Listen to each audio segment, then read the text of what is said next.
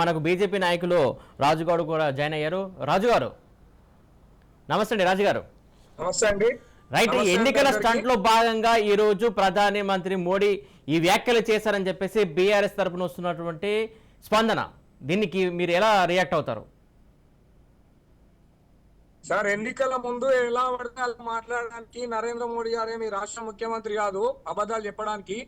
నరేంద్ర మోదీ గారు అంటే ఇవాళ విశ్వం అంతా మెచ్చిన నేత. ఆయన ఇవాళ ఎలక్షన్ల ముందు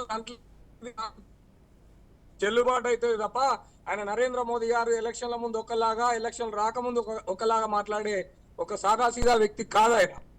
అది మేము దాన్ని ఖండిస్తా ఉన్నాము. అదేవిధంగా ఎప్పుడైతే ఎన్నికలు వస్తాయో, ఎప్పుడైతే ఉప ఎన్నికలు వస్తాయో అప్పుడు ఒక బూటకపు పథకాలు తెచ్చుడు ఈ రాష్ట్ర ముఖ్యమంత్రికి బాగా అలవాటు. ఏ విధంగానైతే హుజూరాబాద్ లో ఇలా ఉప ఎన్నికలు వచ్చినప్పుడు దళిత బంధు తీసుకొచ్చిండు, అదేవిధంగా మా మున్గోడులో ఉప ఎన్నికలు వచ్చినప్పుడు గిరిజన బంధు తీసుకొచ్చిండు. దాని ఊసే లేదు. దళిత బంధు కూడా పూర్తి స్థాయిలో కాదు కదా, ఒక 1% కూడా ఇప్పటి వరకు ఈ రాష్ట్ర.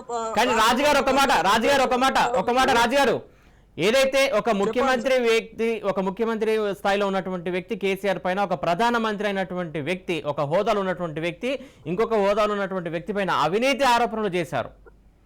దానికి సంబంధించి ఆధారాలు ఉండి చేసినట్ట ఇక్కడ ఎట్లా మరి ఫర్దర్ ఏం చేయబోతున్నారు? సార్, నేను జర్నీలో ఉన్నాను, వాయిస్ సరిగ్గా వినపడట్లేదు. ఎట్లా అండి, మళ్ళీ ఒకసారి చెప్పండి. ఏదైతే ముఖ్యమంత్రి హోదాలో ఉన్నటువంటి వ్యక్తి పైన ప్రధానమంత్రి అవినీతి ఆరోపణలు చేశారు అంటే ఆధారాలు ఉండి చేసినట్ట లేకుంటే ఎట్లా అసలు అది?